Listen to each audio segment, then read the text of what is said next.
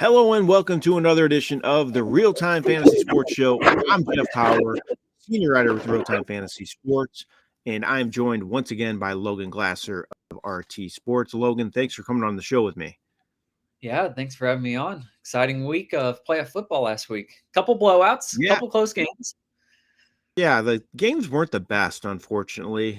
We had a couple blowouts, one close game, but for the most part, they were kind of out of hand. But there were a lot of fantasy points, which was good because we had some big performances, so that was exciting for sure. For sure. Yeah. So this week on this week's show, we are going to go over all the games. We are going to give you some of our favorite plays and one of our least favorite plays from the games. You can use that however you'd like. So if you're setting your lineup this week and for fantasy purposes, for your playoff contest, you can use it that way.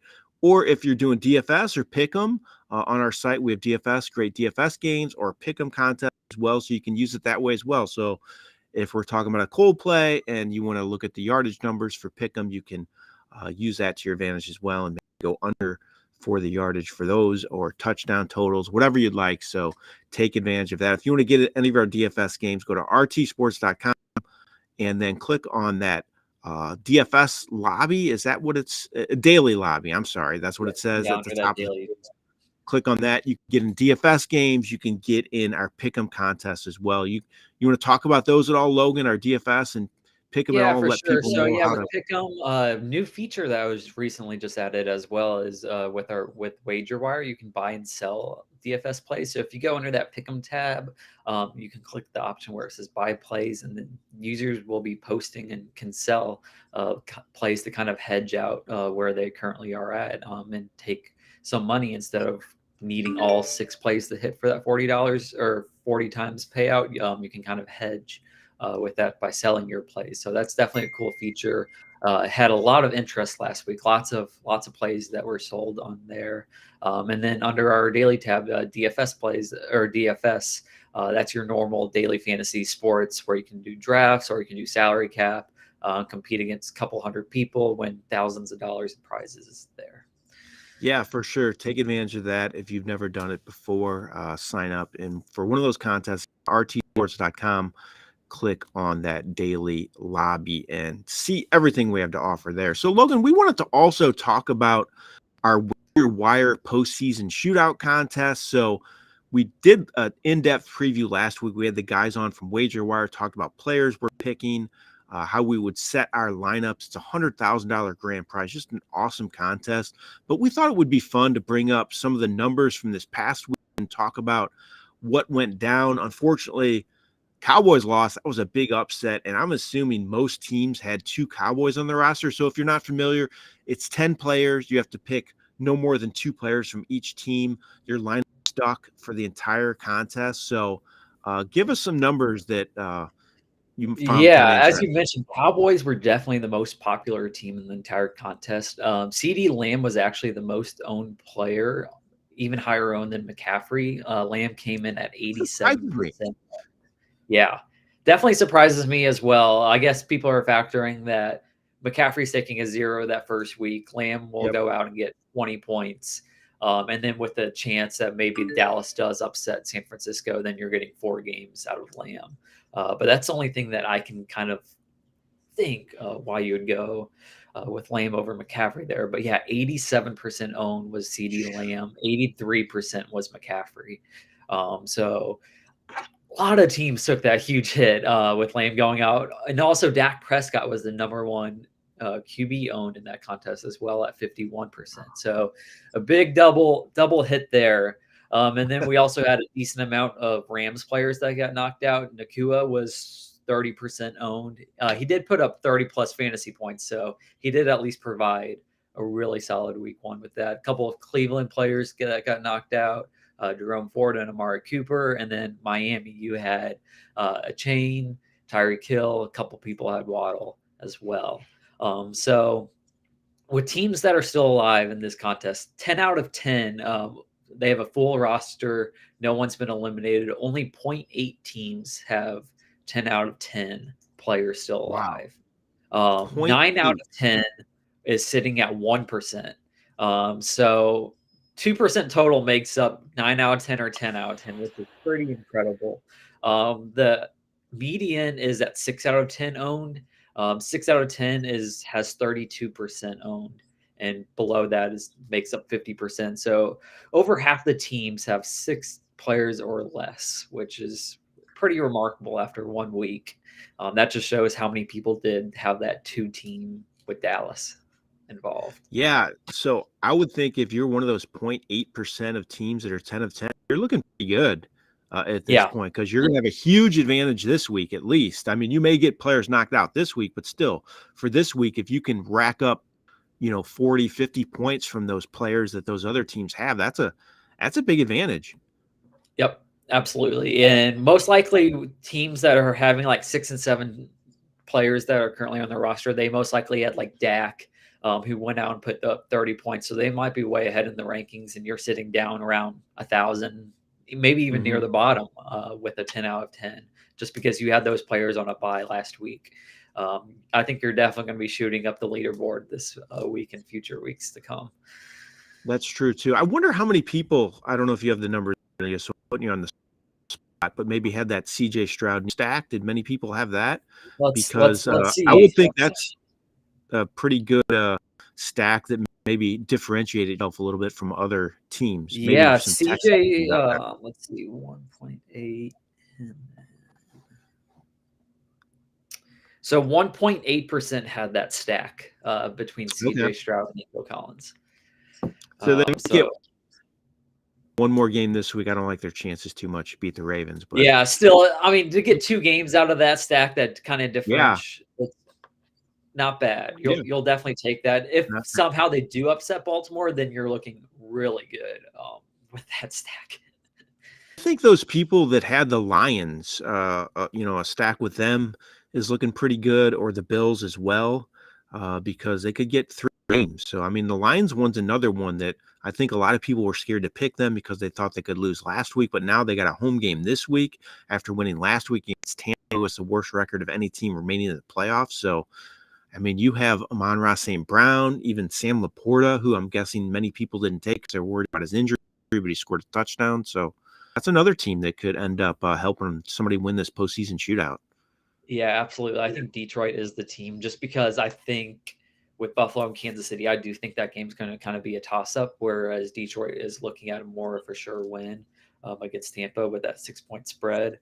But yeah, Amon St. Brown, I believe he was the second owned wide receiver. Let me confirm that. Third owned wide receiver at 39%. Second owned wide receiver is Really? actually Deebo Samuel is the second most owned wide receiver. I'm kind of surprised Amon-Ra's that high. Interesting. I would think people Yeah. would have been a little more scared of him. Some good data there. I like that. We'll have to go over it again next week. On next week's show, we'll talk about this postseason shootout and the leaderboard. Maybe we'll get into the leaders as well and post that on there and let everybody see who's winning. Give them their due for being ahead after 2 weeks and go a little more in depth there. But a lot of fun to talk about that. Again, great contest. $100,000 wager wire postseason shootout. Just a ton of fun. If you didn't do it this year, I really think about doing it next year because it's an awesome contest. Absolutely. All right, Logan, you want to get into these games now? So we're going to give you our thoughts on the games. We're going to talk about the spread, the over-under, and then give you a player we like and a player we don't like.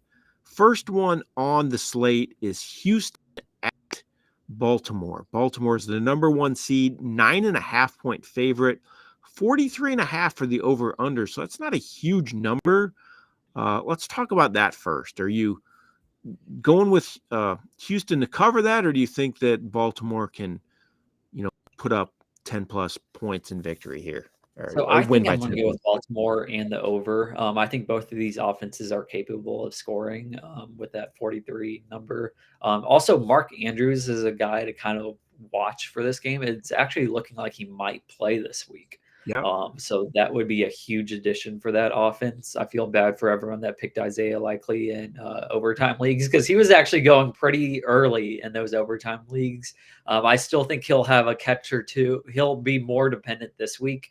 But I think when we get to like the conference finals and then the Super Bowl, if Baltimore does make it, then Mark Andrews will be there for sure, go-to guy. I think he might have his snap count a little bit in this game. But a guy I'm targeting in this will be Gus Edwards. He's very touchdown dependent. So that's what kind of is a little iffy on him. It all depends if he gets a touchdown, but he's had 12 touchdowns in his final 10 games. Keaton Mitchell is out for the season, who I thought was their best back. So Gus Edwards is going to get most of the workload. We've seen in recent weeks him get some carries. He had 16 carries in week 17, week 15 as well. Last week when they had that kind of clinched up, he still had 10 carries with that. They did sign Dalvin Cook, who might get a carry or two, but I don't expect anything more than that from Dalvin Cook on that. So I'm going to be targeting Gus Edwards in this game. I agree with you on the Ravens pick, and I think they cover. I agree with that. I like the over as well. I could see Houston keeping close for like the first half. A lot of times that happens in these games where a team didn't play the first week like the Ravens. So the Houston coming off a big win, got some momentum going. So I could see them keeping this game close for a half, but I think the Ravens pull away, maybe win by 10, 13 points here. I think it's going to be a great learning experience for Houston, though, as they build towards the future. I mean, they have a bright future with a lot of great young players. Just see what they do in the offseason to help CJ Stroud and that offense. But, man, I'm excited about them. But for this week, I like the Ravens to win, cover. Like I said, Houston could keep it close for a while. And I really like Zay Flowers. You said Gus Edwards, which I think is a solid pick as well. But Flowers really had a breakout season. He's a top target receiver for the Ravens. He had really good numbers late in the season as well. 20-plus fantasy points, 3 of his last 5 games. His scores 4 of his last 5 games as well. He's getting it done on a weekly basis. I know he had that injury late in the year, but he was held out that last week of the season as a precaution. He's fine. He's already practicing in full this week. Texans also have allowed 265-plus passing yards 3 of their last 6 games. So I think they can be had through the air. I know their numbers have been decent defensively lately, but I think their matchups kind of played into that. It's a tough one this week against this high-powered Ravens offense. So let's talk about now a player we're kind of fading for this week, somebody you're scared of in this game. Yeah, he's not going to be highly owned, but I'm going to be fading Dalton Schultz in this game. Just recently, he hasn't gotten as many looks as I would like for him to get in the offense. Last week against Cleveland, he only had 1 reception. He only had 2 targets, so he didn't get very many looks. It's all been Nico Collins really in that offense. That's been really the focal point with that. So I'm going to definitely be fading Schultz in this game. And his other target, he actually had a drop. So that was he sure did. He did make up for it because that 1 reception was a touchdown, but still, it's a little scary for me just because of his recent usage has just not been there. He hasn't gone over 43 yards in the last 3 weeks with that. So I'm fading a Texan as well. Not a surprise, but mine's Devin Singletary. He's actually had a really good season, in my opinion. Emerged as a starter. He has scored straight games. He's been consistent, especially the second half of the year. But I don't like his matchup against the Ravens, a really good defense, 14th overall against the run, 4 rushing yards per game. I think Houston's going to need to rely on CJ Stroud in that passing game this week offensively. I don't see Singletary doing much in this matchup, unfortunately. So we had a question in the chat as well. You talked about Gus Edwards. I don't know if Ron was here for that, but is he a good play in a 1-and-1? So I'm assuming 1 and done with that. So I would say yes. I mean, he's an okay play because I do think Baltimore is going to make the finals. So it's really, are you going to save McCaffrey for the finals? It's true. If you're saving McCaffrey for the finals, then I think Gus Edwards is an okay play with that. I don't know if he would be my favorite running back on the slate. Let me try to, maybe someone like Pacheco, I would almost go with him just because I think the Chiefs might lose. I think so. He might have a little bit more value right there. He's not a bad play. I would say that though. I don't think he's. Again, I agree with you, Logan. I don't think he's a bad play. I just don't think his ceiling is really high because he doesn't catch any passes. He's a touchdown dependent player. If he scores, even if he scores 1 and he gets 80 rushing yards, that's not a great day. It's just okay. So I'm kind of like you. I might lean towards someone I think that's going to lose, like even a Rashad White. If you didn't use him the first week, I could see him having a good game against Detroit, which should be a high scoring game. So he might be a guy I look at. And you mentioned Pacheco too. I think that's another good play as well. I just think those guys a little higher ceiling. It's a good question. I think you could use them and get away with it, but I'm not sure it's my favorite play, especially since I think they win. So I think Logan and I agree there that it's an okay play, but we might consider other options. Logan, let's talk about the game on Saturday. It is Green Bay at San Francisco. Green Bay, the big upset last week, steamrolling the Dallas Cowboys. 50.5 for this over under. 49ers are favored by 9.5. And the Packers keep the magic going and shock the world and win this game. So I say Green Bay covers, but I think San Okay. Francisco is still going to win. So I'm going to go with that as my selection on this. Green Bay played really good last week on both sides of the ball, both offensively and defensively. I think just because of the score line and how big of a lead they had is the reason why Dallas ended up scoring 32 points, just because that lead was so big. But that defense had they had a touchdown on the defensive side, and they really limited them in the first half. So a They lot did. of things to like about that defense, and that offense was just clicking every single time they touched the ball. It seemed like it was a touchdown. Aaron Jones, they just handed the ball to him, and he just went to work. 3 touchdowns for Aaron Jones. For the over and under at 50.5, it's the highest on the That's slate. tough. Yeah, It's that's tough. tough. Especially with it being again a playoff game with that, I think I might go the under just because that is a very high number. But both of these offenses have both been clicking, so it's kind of hard to fade San Francisco's offense, and Green Bay's also offense has been doing well, but I'm still going to go under just with that high of a number. Yeah, I agree with you. I think it's going to be really close. I might go the over just because I think the Packers are going to be able to score some points in this matchup, but I'm not confident in it. So it's one I'm not really going to target when it comes to the weekend. So I'm going over, not confident. I actually think the 49ers cover too. That's another really close line. And I'm kind of feel like it's similar where I think the Packers are going to keep it close for half, and then the 49ers are going to pull away once they start clicking. But again, I'm not very confident in that pick. So that's what I'm going with there. Let's talk about who do you like in this matchup here? What player you think is going to have a good showing? Yeah, player I'm going to target is going to be Debo Samuel. I think he is one of the hottest wide receivers right now. As I mentioned earlier, he is the second most owned player in our shootout, which is very surprising for me, but still, his numbers have backed it up over the last couple of weeks. Between weeks 12 and 15, he was incredible 22, 35, 34, 22. So he's put up some monster numbers. He does have 5 rushing touchdowns on the year too, along with 7 receiving touchdowns. So total of 12 touchdowns on the season with that 225 rush yards. So they've every single game since week 9, he's been getting at least a rush, and he's definitely made use of that. He had 4 games where he scored touchdowns since week 10 by the ground. So I think they get him involved. Again, as we mentioned, this is going to be a very high scoring game. So I want stars in this game as players that I'm going to be targeting. So this is kind of a cop out, but I think Christian McCaffrey is going to have a huge game. I know he has a huge game every week, but I think Green Bay can be had on the ground, and I think Dallas kind of got away from that too early, in my opinion. They still had some big runs with Tony Pollard before they ended up getting blown out. But Green Bay's allowed 200 plus rushing yards 4 times this season. They're 28th overall against the run. I think the 49ers can run all over him. Even Debo Samuel, he'll get some chances to run the ball. Christian McCaffrey. So I think McCaffrey, this is my prediction, he's going to get over 200 plus total yards, and he's going to score 30 plus fantasy points. So I think he's going to have a huge game. I love him. I'm not worried about the calf injury. He's practicing in full. He should be. It was a minor strain.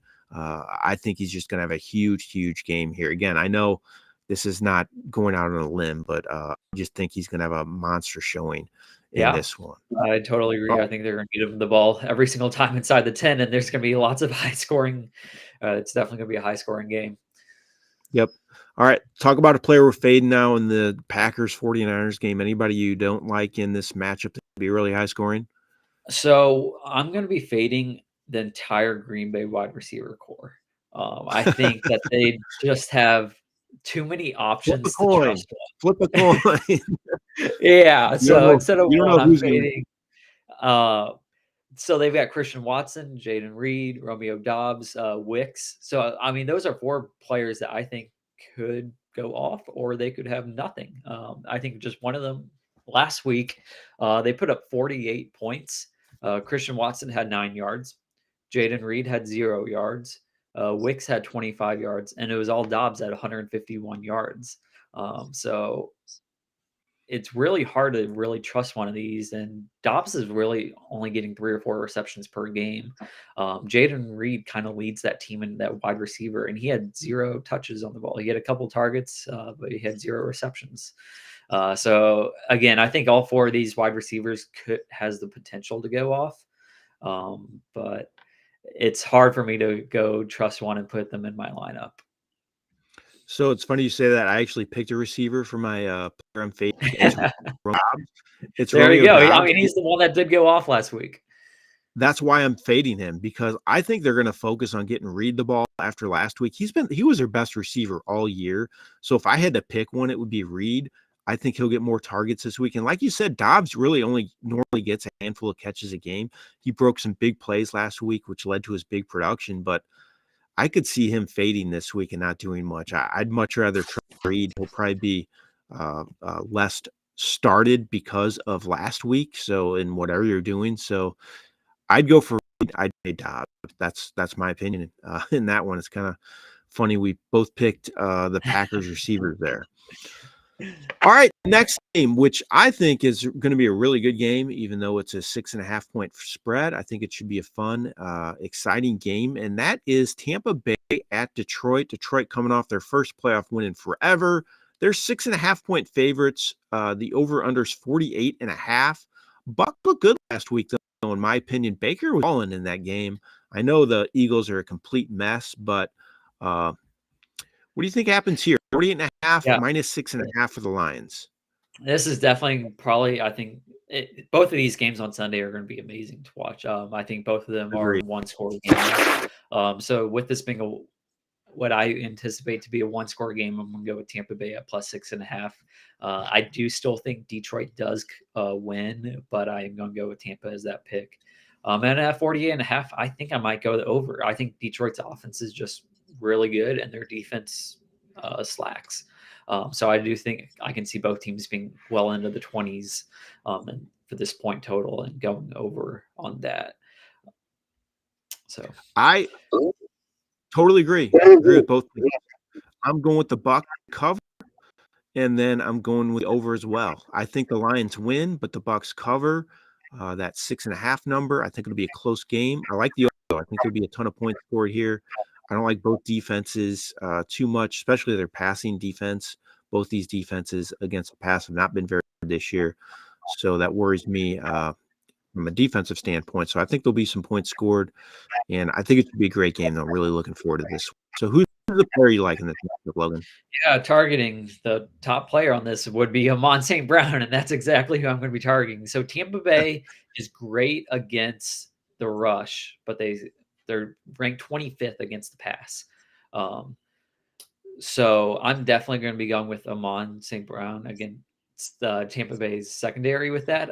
So Amon's recent games, he's had 4 out of his last 5 have been.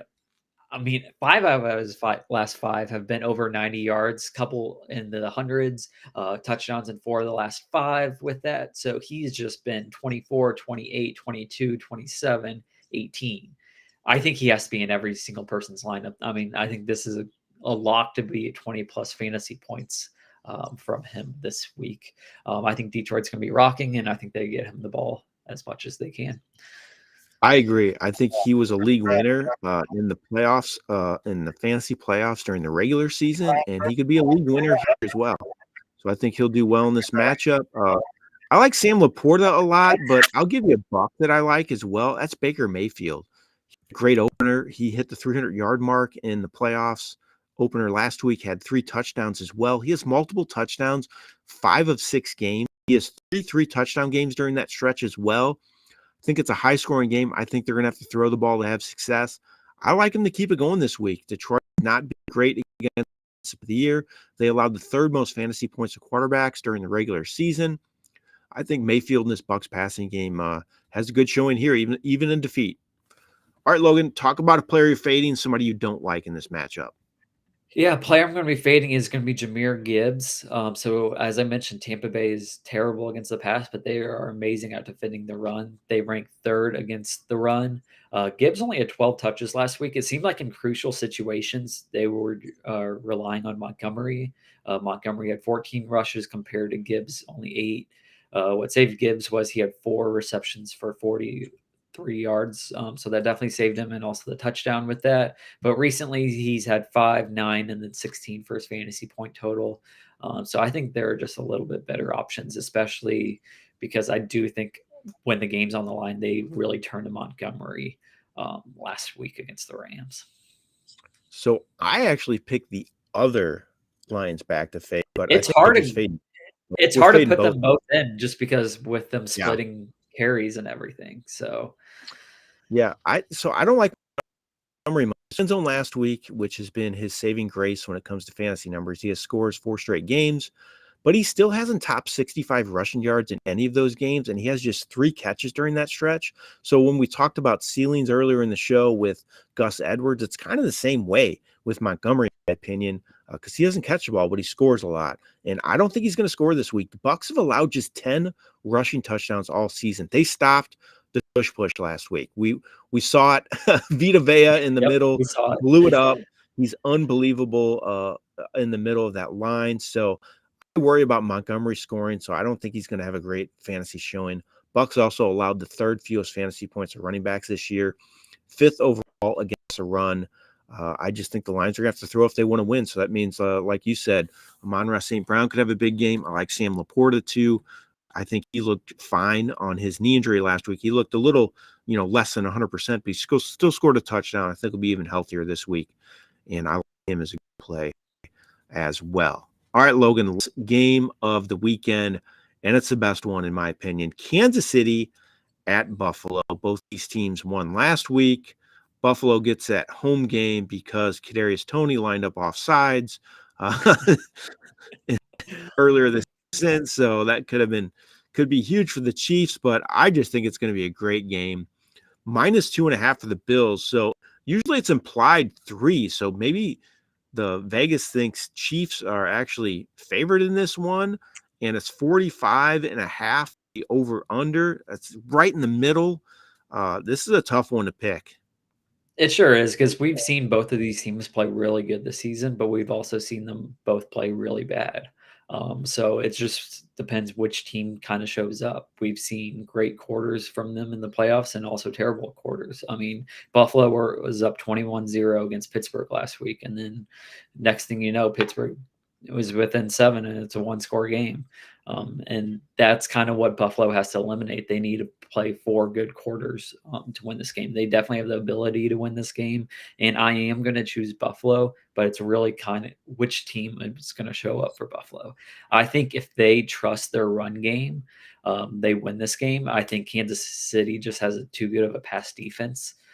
So I think they really need to turn towards James Cook and trust him on the ground. What was that epic playoff game? Was that 2 years ago when it was crazy? The Buffalo Yeah. scored, right? Buffalo scored at the end of the game. And I mean, if you want a good YouTube video to watch the last 3 minutes of that game, Yeah, it just was back and unbelievable. forth, and in 13 seconds you go down and kick a field goal. Yeah, exactly. So I'm going the over, even though these offenses haven't been great lately. I mean, Buffalo played good last week, but the offensively, so they've been a little more less explosive. But I think this can be a shootout, high scoring game. I like Buffalo to win too. I think they finally get over the hump, beat the Chiefs, and win the game and cover that 2.5. I could see it being like a 3-point game. So I'll take Buffalo there and give them the points too. So I like Buffalo. I like the over. Let's talk about a play you like in this matchup, Logan.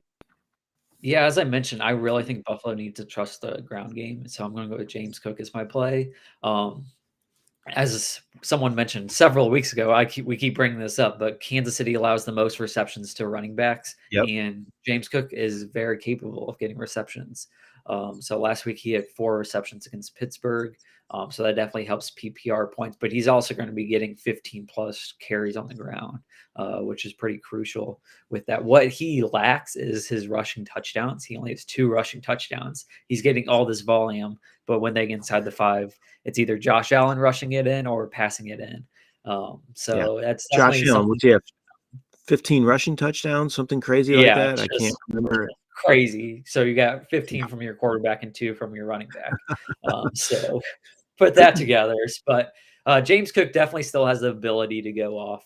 Week 15 against Dallas, he had 36. Last time he played Kansas City, he had 25 fantasy points. He had 5 receptions for 83 yards and a touchdown. So as we mentioned, right there with the reception. So I'm going to go with James Cook as my player to target in this game.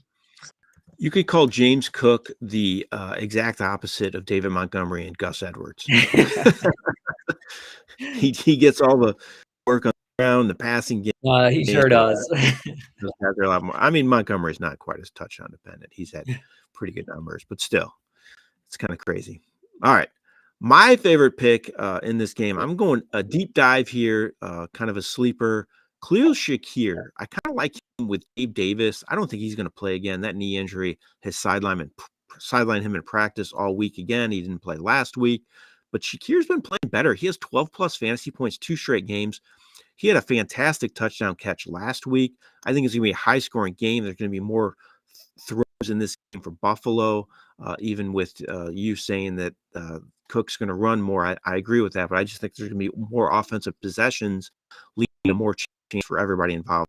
So I like Shakir a lot, and I know L'Jarius Sneed is probably going to know Stephon Diggs in this game, so that could be more favorable coverages for Shakir as well. So I like him in this matchup. I think he could have one of his better games of the season.